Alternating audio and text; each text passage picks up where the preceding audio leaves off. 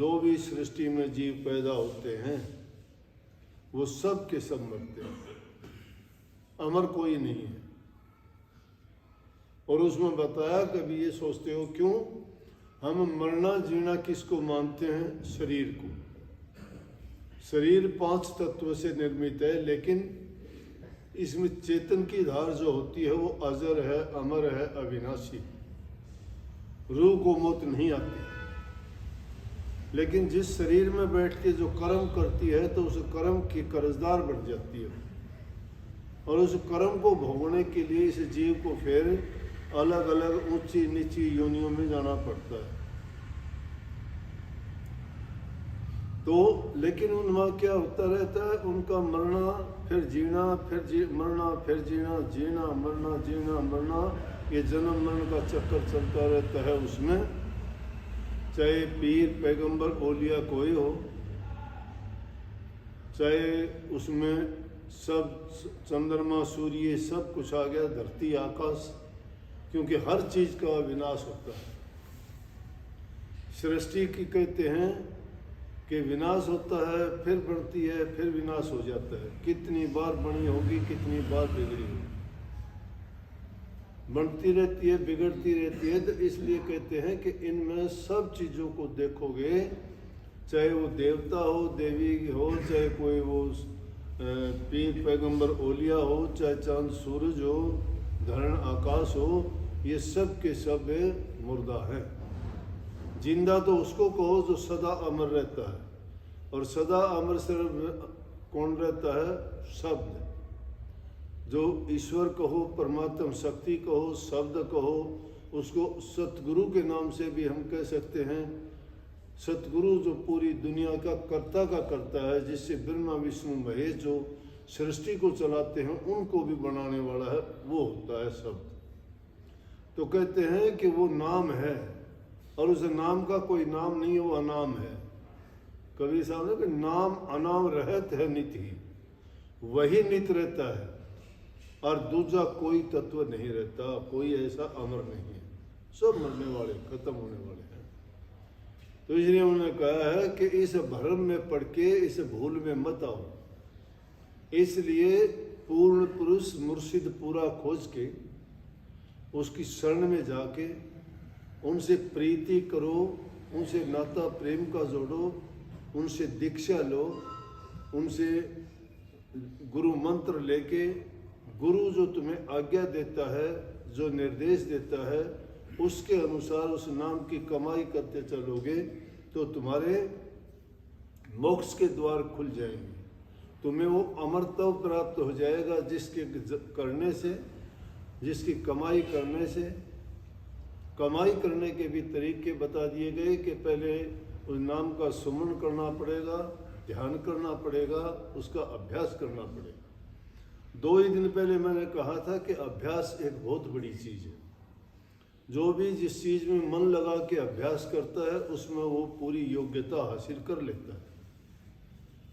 किसी को भी देखोगे, किसी भी काम में लगोगे, शुरू में करना बड़ा कठिन और मुश्किल दिखाई देता है, लेकिन नित्य प्रति के तुम जब अभ्यास करते जाओगे तो तुम्हारा वो आदत पुख्ता हो जाएगी। फिर आपको उसमें इतनी निपुणता प्राप्त हो जाएगी कि आपका ध्यान इधर उधर होगा तो भी आप हाथों से काम करते रहोगे, टांगों से चलते रहोगे, आंखों से देखते रहोगे, कानों से सुनते रहोगे, लेकिन मन तुम्हारा उसी ठिकाने पर टिका भी रहेगा। इसी प्रकार से सबसे पहले संतों ने बताया उस नाम का सुमरण करो, सुमरण का अभ्यास करो।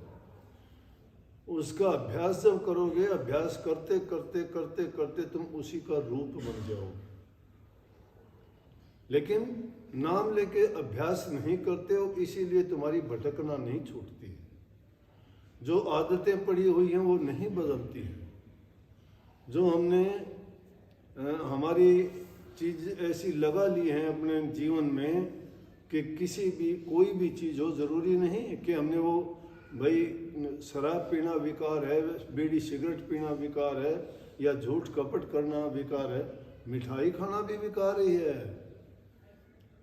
किसी की दूसरों की बात सुनना भी एक विकार है।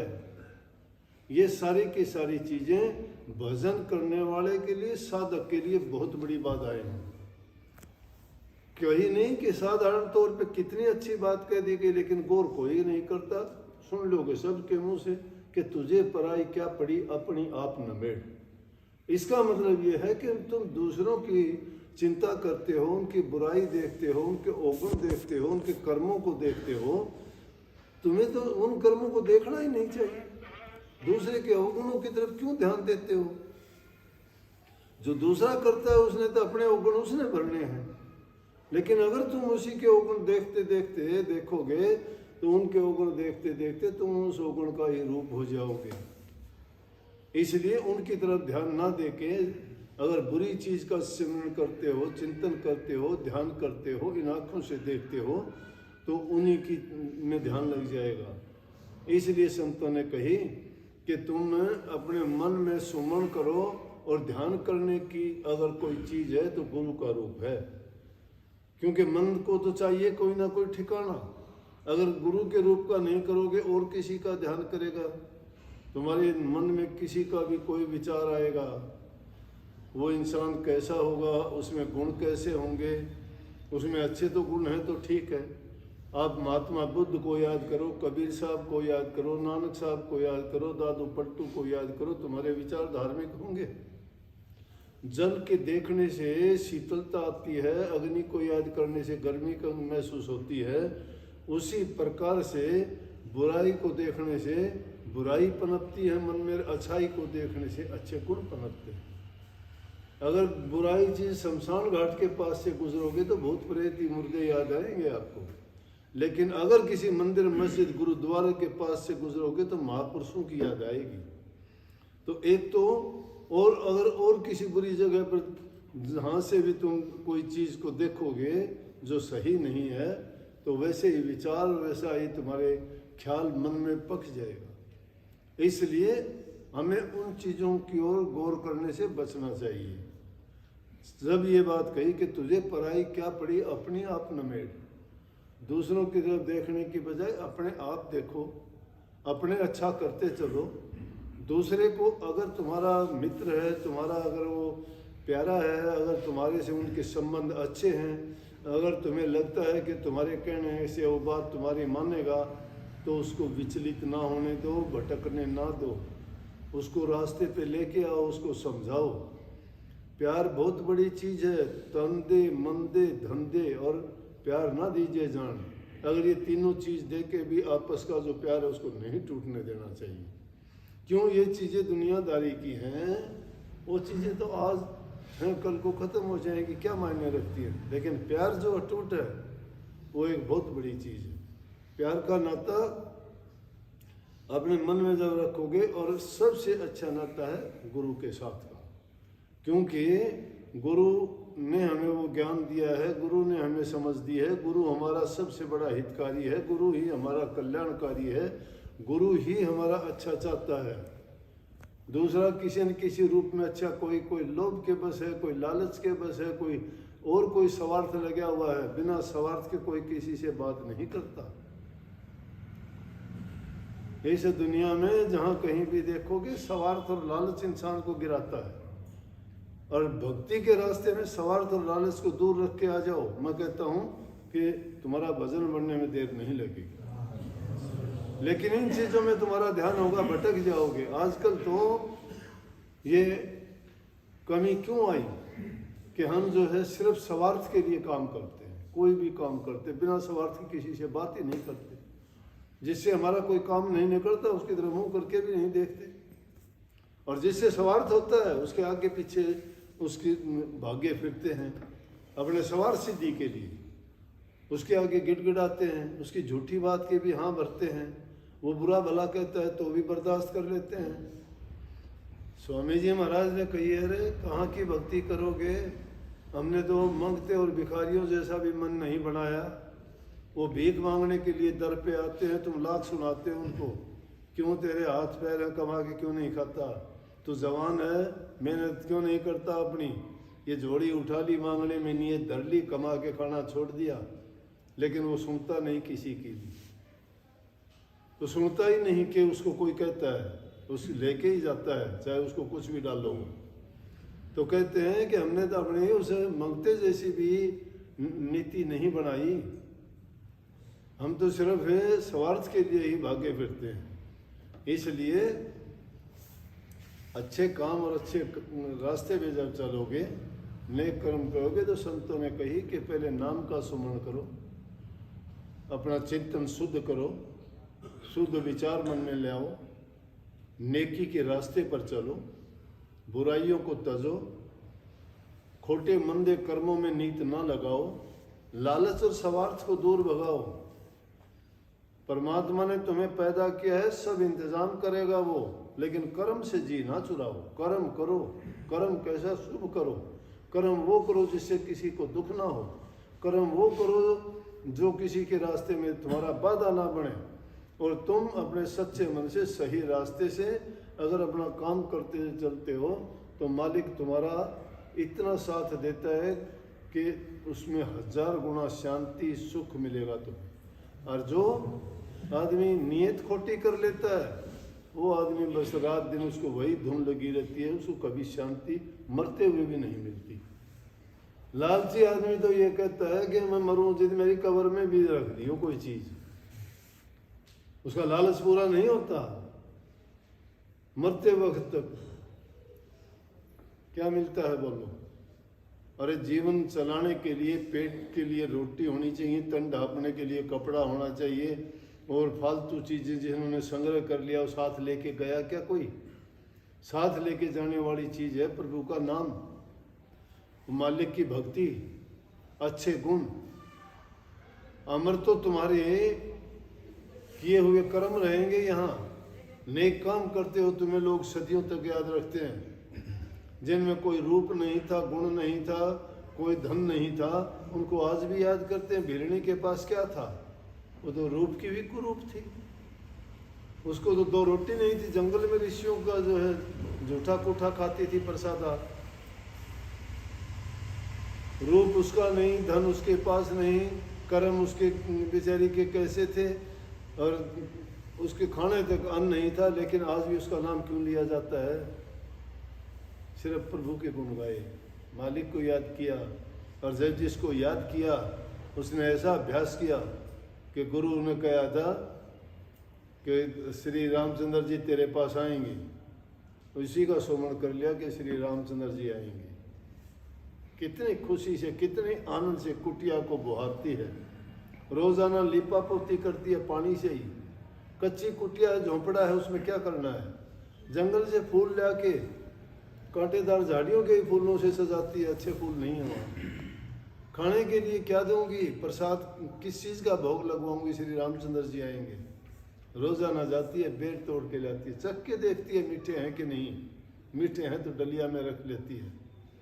रोजाना का ये कर्म है। उठती है, स्नान करती है, चौका झाड़ू करती है कि क्या पता किस टाइम आ जाए। पूरा दिन संवारती रहती है और फिर इंतजार में आंखें लगी रहती हैं, अब आए, उस रास्ते से आए, कभी पीछे से ना आ जाए।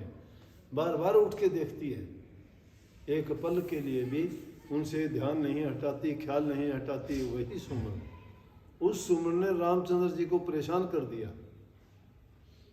और रामचंद्र जी बड़े बड़े ऋषि मुनियों के बड़े बड़े आश्रम थे, बड़े बड़े उनके चेले थे, बड़े बड़े महामंडलेश्वर वहाँ बैठे हुए थे। उनको सबको छोड़ के वो देखते रह के बोले जी हाँ मेरा ये, मेरा ये। श्री रामचंद्र जी बोले अरे भिरणी कहाँ है? भिरणी के पास गए, देखते रह गए। भिरणी के पास ऐसा क्या है? नीची जाति की है, चेहरे से कुरूप है, हमने तो उसको निकाल रखा है, अछूत है, किसी चीज को हाथ नहीं लाने देते। रामचंद्र जी को क्या खूबी नजर आई? भक्ति का राज। हम भक्ति थोड़ा करते हैं, हम तो फिसले हुए हैं लालच में, स्वार्थ में, विषय विकारों के कीड़े हैं।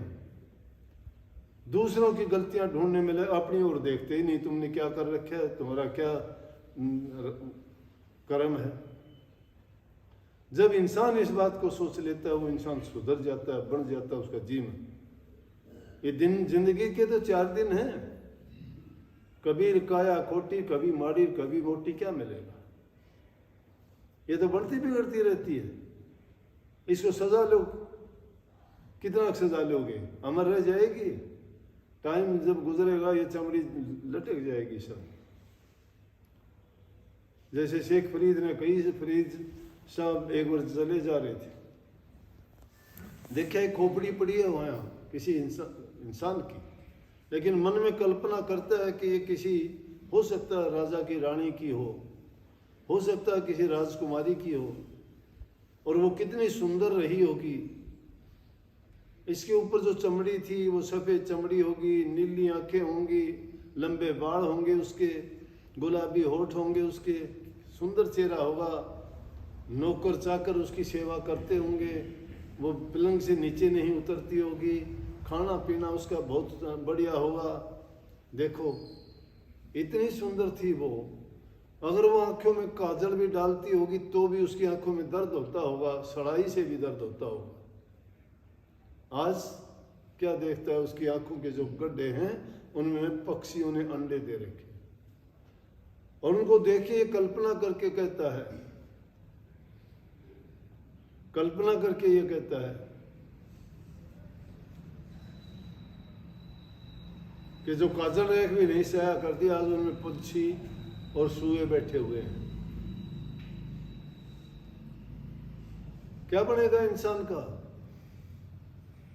नर तेरा चोला रतन मोला, जानते हैं जग सारा, स्वर्णम चंद्र जति गोरख बोले,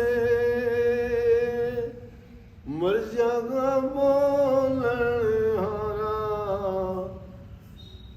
उठ जाएगा ये पंछी। देखते देखते बच्चे थे जवान हो गए, जवान थे बूढ़े हो गए, बूढ़े थे चले गए। देख फरीदा जोथिया दाढ़ी होई भूर, आगे नेड़ा आया पीछे रहिया दूर। अब तो आगे नजदीक आ गया है, पीछे का बहुत दूर चला गया। देखते देखते बाल सफेद हो गए, लेकिन फिर भी चेत नहीं किया, बुराइयां नहीं छोड़ी, जीवन के बारे में नहीं सोचा, लगे रहे खोटे मंदे कर्मों में, जीवन को बर्बाद करने में। ये नहीं सोचा इस जीवन का क्या मूल्य है। पशु तुल्य जीवन बना लिया हमने।